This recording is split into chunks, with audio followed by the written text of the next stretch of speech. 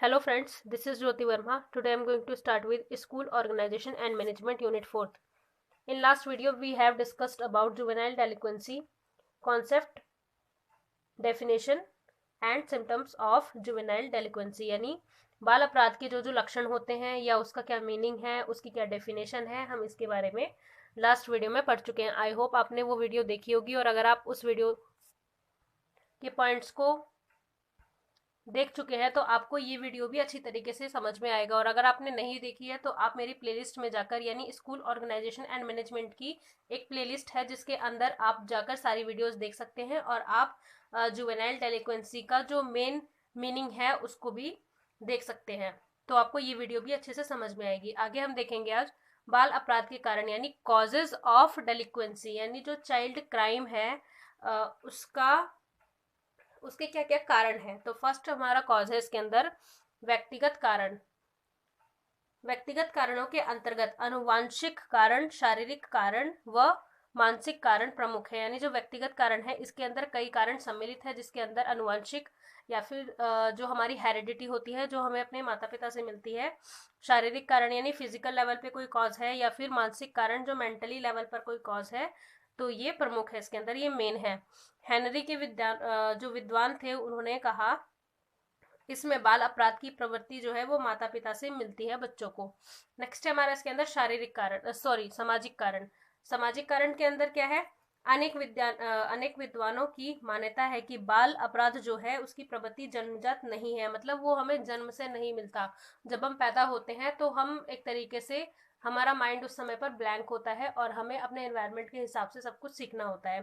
तो इसमें है अपितु यह अर्जित प्रवृत्ति है, मतलब हमें हमारे बर्थ के बाद जो जो चीज़ें हमारे एनवायरनमेंट में देखने को मिलेंगी वही हम अर्जित करते हैं। इसी तरीके से अगर हम ऐसे एनवायरनमेंट में रह रहे हैं जो हमारे बिहेवियर के लिए नेगेटिव है और वहाँ पर इस तरीके का कोई एनवायरनमेंट है जिसमें बाल अपराध जैसी चीज़ें हो रही हैं और आप किसी भी प्रकार का क्राइम सीख रहे हैं, तो वो वही आप अर्जित करेंगे। मतलब जो आपके एनवायरनमेंट में हो रहा है वही चीज़ें आप अर्जित करेंगे। इसके अंतर्गत समाज की संरचना, मतलब जो स्ट्रक्चर है, सोसाइटी का जो स्ट्रक्चर है या समाज के जो मूल्य है, मॉरल्स है हमारी सोसाइटी के, वह समाज की समाज जो है उसका दूषित होना आदि होता है। मतलब ये सारी चीजें इसके अंदर इंक्लूड है। नेक्स्ट हम देखेंगे मनोवैज्ञानिक कारण, यानी जो साइकोलॉजिकल लेवल पे जो भी कॉज है उसको देखेंगे हम। मनोवैज्ञानिक कारणों के अंतर क्या क्या आता है, मानसिक रोग यानी मेंटली कोई भी सिकनेस है, निराशा, ग्रंथियां, संवेगात्मक असंतुलन, मानसिक दुर्बलता, स्वयं निर्णय लेने में असमर्थ होना, इच्छा के जो गरुण है आदि ऐसे कारण होते हैं। मतलब मनोवैज्ञानिक रूप से साइकोलॉजिकली कोई भी अगर एक्टिव नहीं है या फिर अगर उसके माइंड में जो उसकी साइकोलॉजी है वो माइंड में नेगेटिव बनी हुई है, तो इन चीज़ों का बहुत ज़्यादा प्रभाव पड़ता है। क्योंकि जो साइकोलॉजी है वो हमारे एनवायरनमेंट से रिलेट करती है और जो चीज़ हम अपने एनवायरनमेंट में देखते हैं, अपने नियर बाय देखते हैं, आसपास देखते हैं, वही चीज़ें हमारे अंदर एक स्कीमा बनाती है। मतलब अगर कोई बच्चा है, जैसा कि आपने पियाजे की थ्योरी पढ़ी होगी, पियाजे की थ्योरी में क्या है कि जो एनवायरनमेंट होता है उसी से बच्चा सारी चीजें सीखता है और जो चीजें उसके सामने की जाती हैं या फिर उसके सामने होती हैं वही स्कीमा उसके दिमाग में बनता है। तो यही चीज है कि स्टार्टिंग से बच्चा जिस एनवायरनमेंट में रहेगा उसी तरीके से उसकी साइकोलॉजी, मेंटल साइकोलॉजी एक तरीके से उसी तरीके की होगी।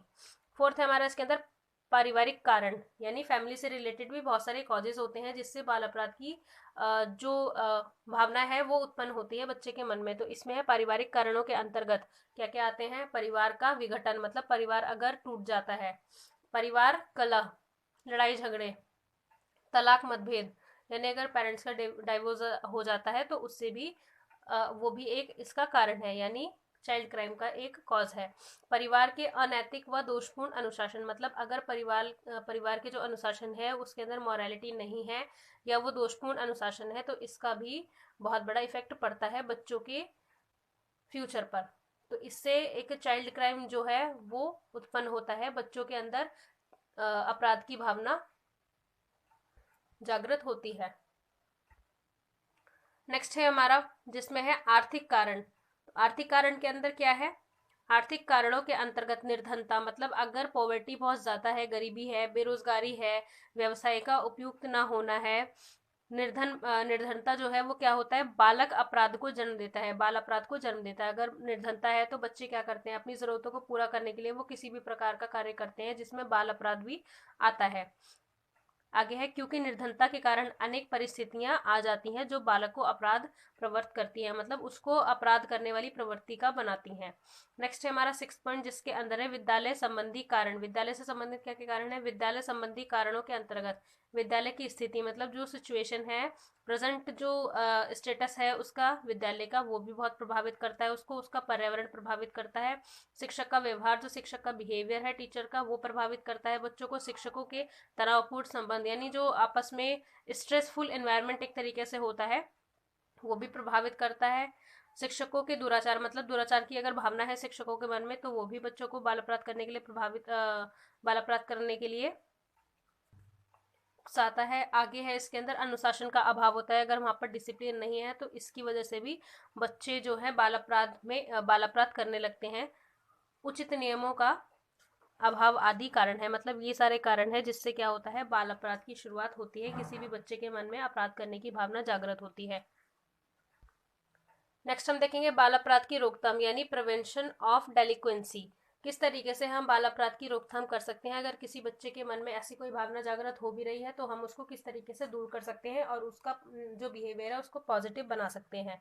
तो फर्स्ट है हमारा इसके अंदर, माता पिता बालकों को उचित समय पर, उचित अवस्था पर उचित निर्देशन प्रदान करें। मतलब माता पिता, ऐसा नहीं है कि बच्चों को आपने बिल्कुल ही फ्री छोड़ रखा है, आप उनको सही समय पर, मतलब जब भी जरूरत पड़े तब उसको एक तरीके से किसी भी प्रकार की अवस्था में क्या कर सकते हैं, उसको समय भी दे सकते हैं और उसको निर्देशन भी प्रदान कर सकते हैं।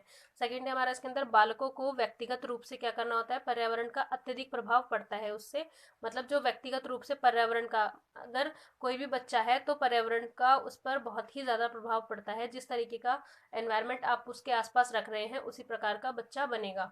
जैसा कि मैंने आपको पहले भी बताया है कि पर्यावरण का बहुत ज्यादा प्रभाव बच्चों पर पड़ता है।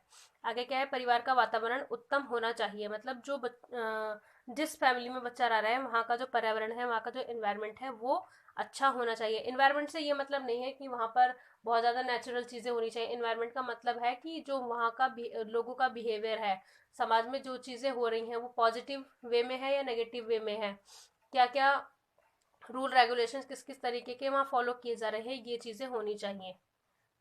थर्ड है हमारा इसके अंदर, बच्चों में अच्छी आदतों का निर्माण किया जाना चाहिए, मतलब जो भी बच्चे हैं उनके अंदर क्या करना चाहिए, गुड हैबिट्स का निर्माण करना चाहिए। नेक्स्ट है फोर्थ हमारा, जिसके अंदर है विद्यालय में शिक्षा की उचित व्यवस्था हो, मतलब विद्यालय जो है वहां पर शिक्षा की उचित व्यवस्था हो, वातावरण उत्तम हो, तभी बच्चे एक अच्छा भविष्य लेकर वहां से अपनी एक अच्छी पर्सनैलिटी के साथ निकल सकते हैं एक शिक्षित व्यक्ति के रूप में। फिफ्थ है हमारा इसके अंदर, बालकों को नैतिक शिक्षा, धार्मिक शिक्षा, यौन शिक्षा, नागरिकता की शिक्षा और योग्यता अनुसार शिक्षा की व्यवस्था की जाए। मतलब ये सारी चीजें बहुत ज्यादा इंपॉर्टेंट है बच्चों के लिए, जो बाल अपराध है उसकी रोकथाम के लिए।